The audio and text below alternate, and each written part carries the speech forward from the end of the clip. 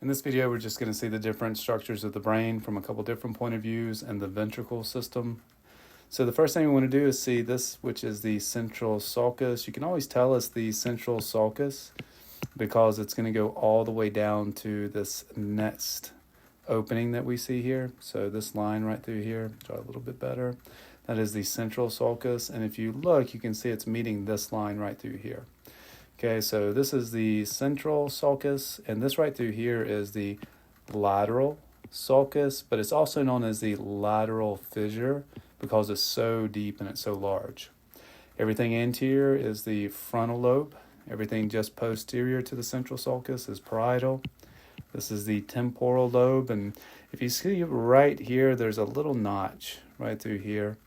And we draw a line just kind of like this from that little notch. Everything back here is part of the occipital lobe. This right through here is the cerebellum. Okay, so all of this structure right through here is the cerebellum.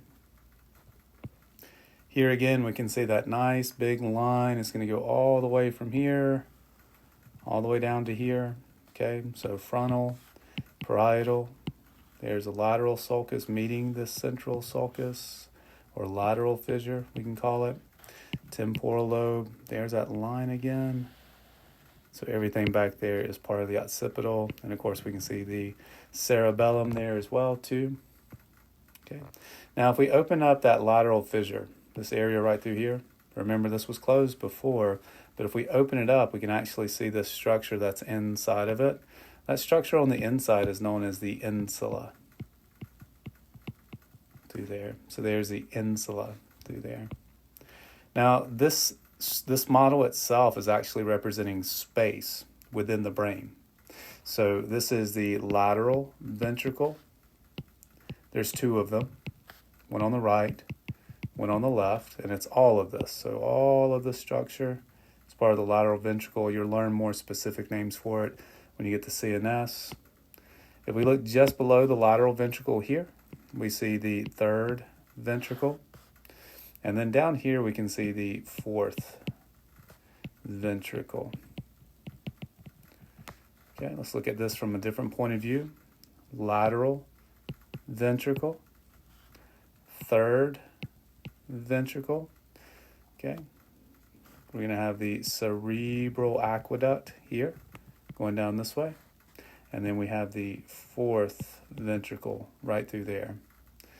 All right, now on our list is also the pons, so we'll point that out while we're here. Pons kind of looks a little bit like an egg, if you think about it. A little bit like an egg shape through there.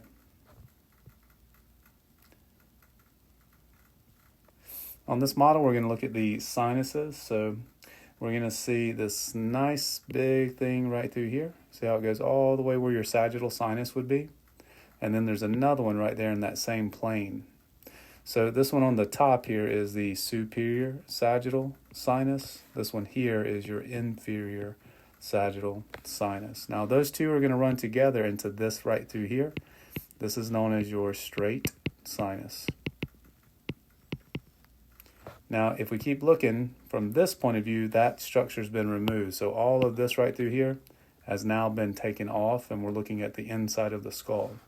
So those superior and inferior sagittal sinus are going to actually drain into this thing right through here via the straight sinus. This is called the confluence of sinuses. Here, going inferior, we see the occipital sinus. Here, we can see the transverse sinus. Okay. And then leading from the transverse sinus down to the jugular veins, we're going to see this, which is going to be the sigmoid sinus here. Okay, it's going to go down to the jugular vein. Right here beside the pituitary fossa, which is this right through here, we're going to see two other veins that are going to pop out right beside it. Okay, so we'll see these guys right through here, rather they're sinuses, not veins. This is the cavernous sinus. Okay, so those are all the different sinuses that we need to see associated with the inside of the head. We also need to make sure that we look at the dura mater, arachnoid mater, and pia mater. So I'm going to show you first thing first as from this point of view, because this is the only one we're really seeing it. Dividing the right and left hemispheres of the brain is this big structure right here. So this structure, all of this fascia stuff right through here, all of that right through there is known as the falx cerebri. So falx cerebri. This part down here that's covering over the top of the cerebellum right here. See a portion of it over here too. This is the tentorum cerebellar. Excuse me, it's the tentorum cerebellum. Tentorum cerebelli. Let me just spell it.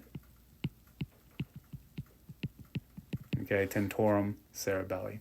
So the falx cerebri is dividing right and left hemispheres, but the tentorum cerebelli is separating out the cerebrum from the cerebellum, which is going to be down below.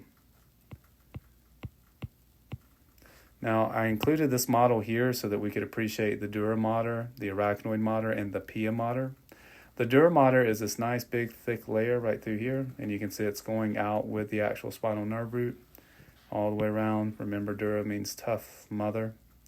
The next section down we can see right through here is the arachnoid mater, and this would be like the subarachnoid space through here. And then we can see this layer right here on top of the spinal cord. This is going to be the pia mater. So pia mater is right on top of the spinal cord. Okay, the arachnoid mater we can see here, okay, as these arachnoid portions right through here from the subarachnoid dura, or the arachnoid dura is going through there. So that's that, and it's attaching to the arachnoid mater. So dura here, arachnoid here, and then pia is actually right there on the top of it.